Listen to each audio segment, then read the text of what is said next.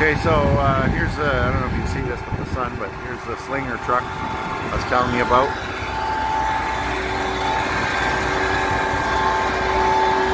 And there we go. Just shooting it in. Makes my job super easy. Here,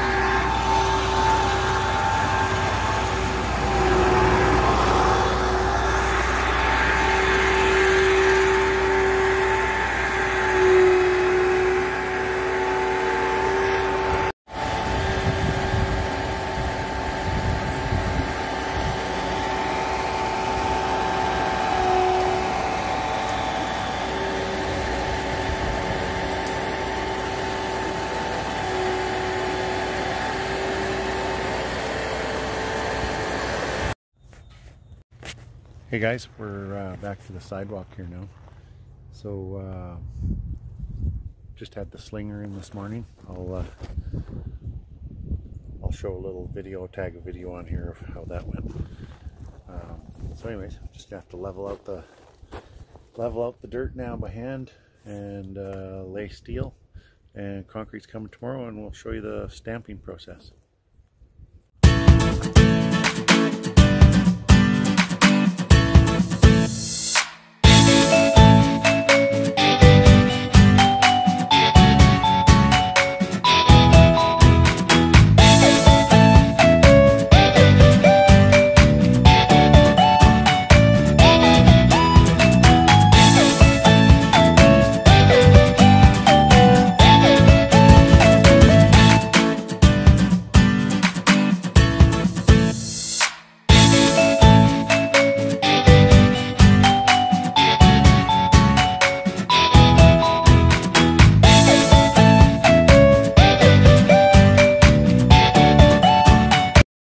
Okay, so we've done all the packing on the sidewalk.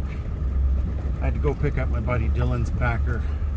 It's my plate tamper died on me. I went to get it from my garage and wouldn't start. I guess I gotta go drop it off and get it fixed tonight. So I just did the tamping quick, threw a little bit of steel down. I'm gonna go drop off Dylan's tamper to him, and then come back, finish up the steel, and I'll have to probably go into the city and pick up a little bit of color. So on this particular sidewalk, the stamped style that we're going to do is called, well, it's like a cobblestone or brick paving stone, and we're just doing a regular concrete with black powder overlay, and I actually mixed the powder with a product called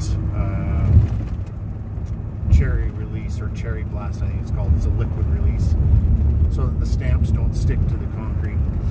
So I mix that black in with it. It's a little less, well, way less messy than throwing powder. So normally we would throw powder on the concrete and use that as a release, stamp the stamps into the concrete, and that would push the color in, and that's how you'd get your color. And then a couple days later you'd come and wash that off. Well, that powder blows everywhere, sticks to the house, everything. It can just make a horrific mess and really nasty for your health.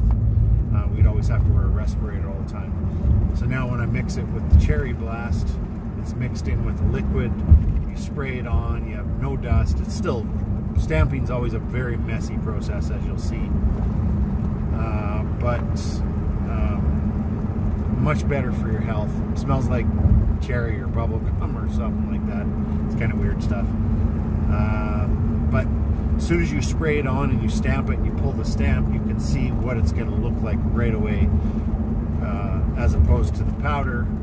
And there's pros and cons. Some say that the powder, it gives a little bit nicer modeled look sometimes. It's, yeah, to me, health and being able to keep someone's house clean are big pros for me.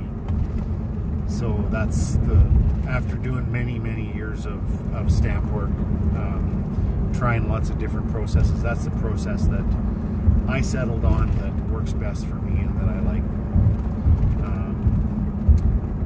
say one way or the other is the right or wrong way to do it. It's just whatever works best for you. So yeah, I'll have to run into the city, I think, and get some charcoal powder and some cherry blast. I think I'm out. So we'll go back to the sidewalk in a few minutes and finish laying steel. So a quick little tidbit for today. We were talking on one of the other videos the other day about pursuing your passion, and you know, I'm learning every day too out of this whole process.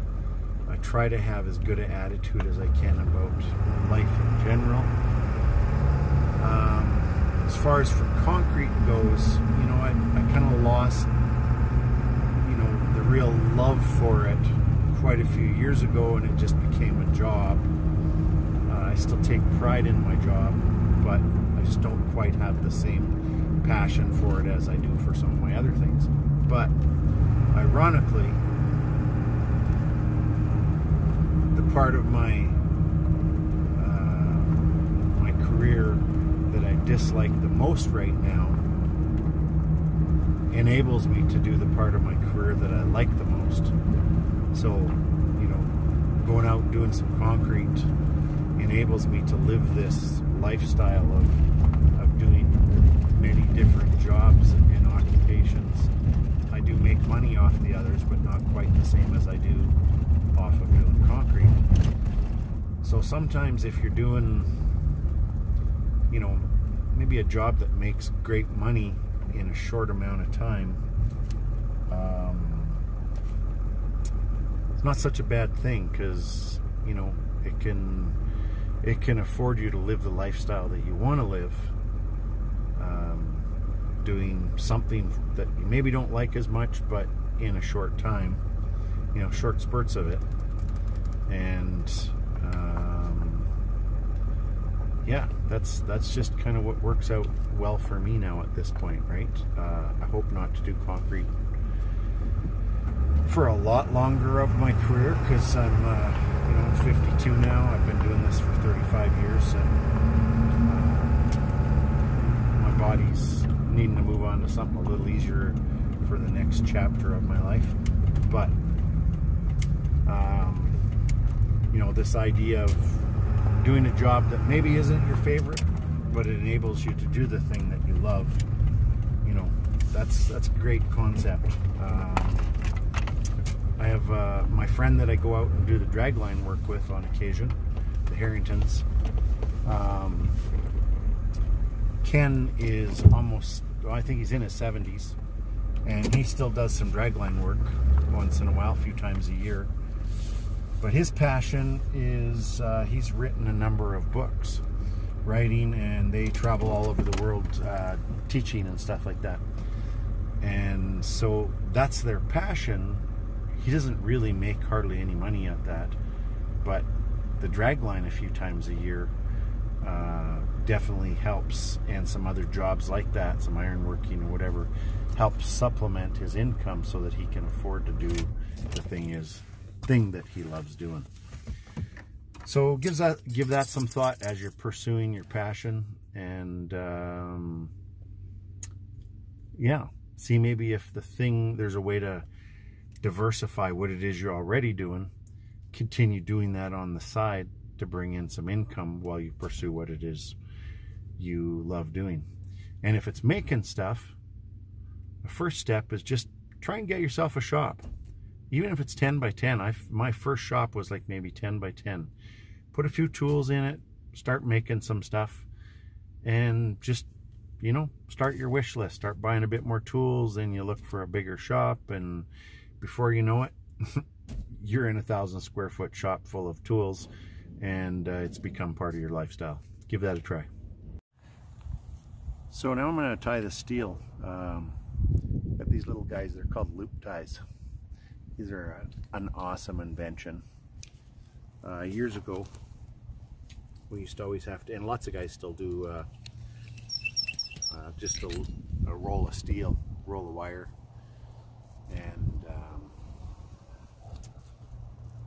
and then pliers. And that works great, but man, these guys are absolutely awesome for guys that don't tie steel full time. They are just a quick done, tied up just like that. That's it. Works pretty slick.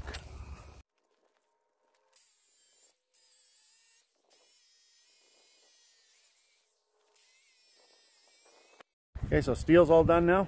See that? We're all ready for concrete. My youngest son, Caden, came up, gave me a hand for a few minutes. Okay. So, yeah, that helps me from not having to bend over a little bit once in a while.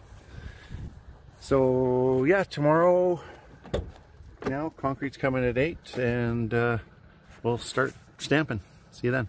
Okay, so we're about 10 minutes away from pouring concrete. The truck's just on its way. I'll show you the rubber mats here. So these are the mats. So they're literally a rubber mat with the impression of whatever it is that you're deciding to pour or finish. This one is a type of a cobblestone, I guess. And so those just interlock, and we pound them in with this tamper, and spray some color on, or some people throw on powder. I don't like to use powder because it's so messy, so I use a liquid version of it, but we'll show you that as we go along. Okay, concrete truck's here. Kind of loud, but get that. Yes. So this one we won't use a pump, we'll just use chutes, and that's what we got for today.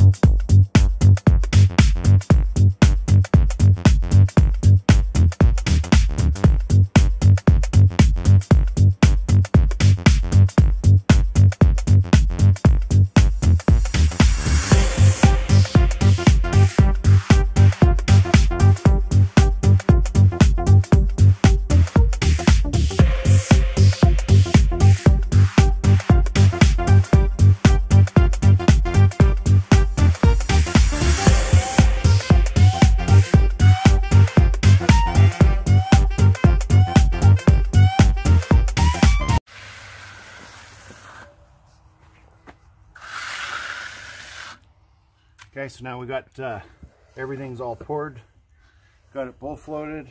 Now I'm just doing the edges, making a little round over on the side. So basically we'll treat this just like we're doing a broom job, where I'll do the edges, I'll bull float it, I'll Fresno it, which is a bigger version of this steel trowel. Make it all nice and smooth, and then we'll start stamping once it sets up enough to put the stamps on.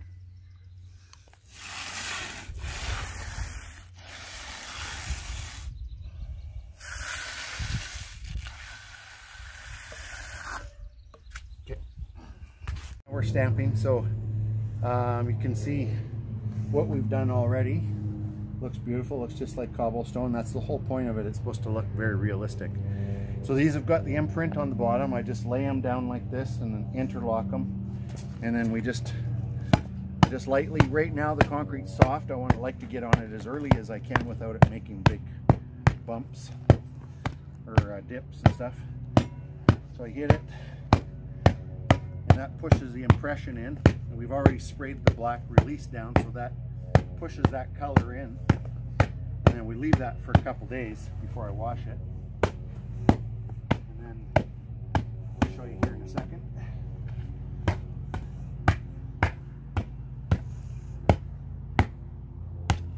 So I gotta make sure you don't hit too hard until it starts to get a little harder. The idea is to get on it as early as possible, because if you get on it too late and it dries out, sometimes the rocks start flipping. So if you come closer, you can kind of see, watch this. It's pretty sweet looking.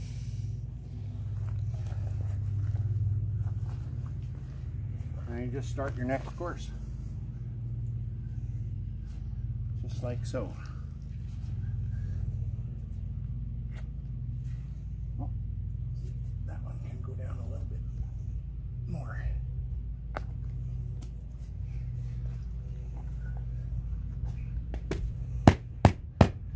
So already we're starting to set up a bit now. You're going to put a little bit more pressure on it.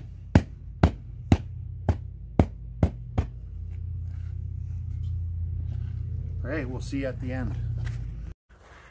Here's the finished product. It's a little bit of hard work stamping, but it turned out pretty nice. So as it starts to dry out, I'll bring back some of that luster once it's